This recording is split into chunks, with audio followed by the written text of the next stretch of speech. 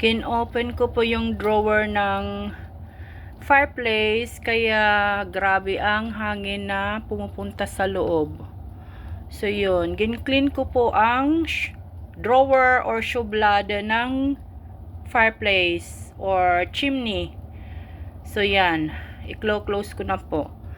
Actually, hindi maganda yung i-open mo siya kasi mainit nga yung drawer. Po ang ginagamit ko to open the drawer ng fireplace. So yan, pag open ang drawer ng fireplace, maraming hangin ang pumupunta sa loob, kaya yung fire hindi siya nagre-rest, maingay siya. So i-sweep ko again ang mga wood ashes or yung dust bago isara ang drawer ng chimney. So ito ang wood ashes na nakuha ko sa loob ng chimney drawer.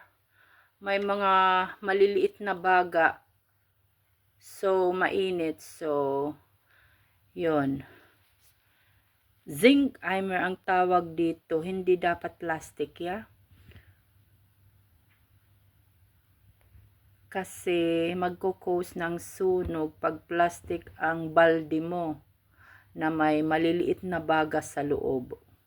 So zinc primer, or medyo may mahal nga lang ang stainless steel na pail, pero hindi pa namin nabili, wala pang budget.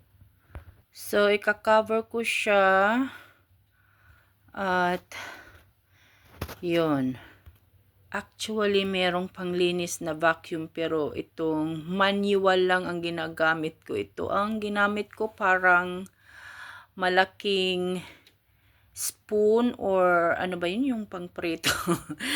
Itong ginagamit ko para kunin ang wood ashes kasi almost puno na. So pinakita ko lang na nalinis ko ang loob, tapos yan, ilalagay ko ito sa labas.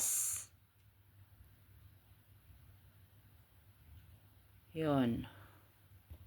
Yan, simento. Kasi yung may mga baga pa siya, medyo mainit ang balde na ito. Yan, hose brackets, pero naggamit ako kanina. Pero ngayon, malaking kahoy ang ginamit ko. Kasi nga, 10 kilos is 4 euro din ito. Malako. So yan, i-clean ko. Ilang beses akong nag-clean ng floor kasi nga pag naglalagay ako ng kahoy, nagaling sa labas ang kahoy, may mga dirt at saka leaves, dried leaves. So yan, okay na ang baga.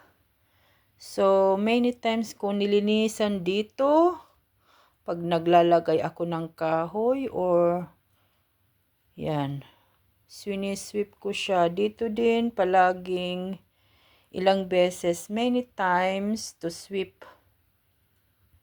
Break muna. Thank you for watching. Thank you for watching. God bless. Peace. Thumbs up naman dyan.